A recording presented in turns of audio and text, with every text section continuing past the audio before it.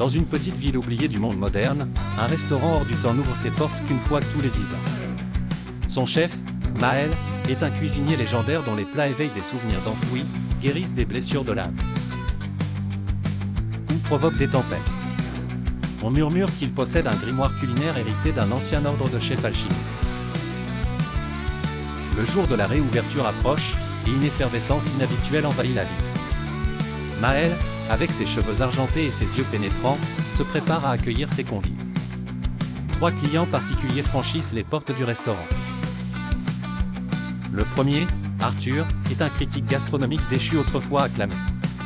Ayant perdu son sens du goût dans un mystérieux accident, il vient dans l'espoir de retrouver sa passion perdue et peut-être, de reconstruire sa carrière. Ensuite, il y a Marianne, une espionne à la retraite dont les missions passées la hantent encore. Elle cherche l'oubli et une paix qu'elle n'a jamais pu trouver.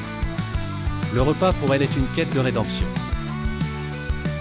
Enfin, un enfant muet, Félix, accompagne sa grand-mère, croyant que la cuisine de Maël pourrait lui servir de miracle, rendre sa voix et lui permettre d'exprimer ce qu'il n'a jamais pu dire. Maël plonge dans son grimoire pour préparer ses mets spéciaux. Chaque plat qu'il concocte révèle une facette oubliée du passé des clients. Pour Arthur, une entrée exquise évoque les critiques acerbes qu'il écrivait avec passion et justice. Pour Marianne, un plat principal délicat lui rappelle ses premiers choix moraux, loin des compromissions de l'espionnage. Pour Félix, un dessert sucré lui redonne brièvement l'usage de ses cordes vocales, assez pour murmurer le nom de sa mère décédée. Pendant que les plats s'enchaînent, le restaurant lui-même semble être vivant. Son ambiance change subtilement, réagissant aux émotions fluctuantes des convives. Les murs se rapprochent, le feu de la cheminée danse plus intensément. Cependant, une menace rôde. Un ancien rival de Maël, Eudes, un chef renégat, est déterminé à voler le grimoire culinaire pour l'utiliser à des fins destructrices. Maël sait qu'il doit réussir son dernier plat transcendant.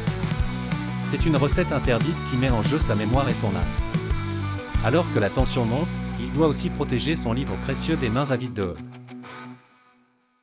Alors que la nuit avance, Maël prépare son ultime chef-d'œuvre. Le plat transcendant unit les 3 convives dans une expérience commune, guérissant leurs blessures invisibles et clamant des vérités nécessaires. En fin de soirée, lorsqu'Eudes tente de s'emparer du grimoire, Maël lui offre un plat qui évoque les échecs qui l'ont rendu amer. Comprenant son erreur, Eudes, en larmes, s'effondre, renonçant à ses sombres ambitions.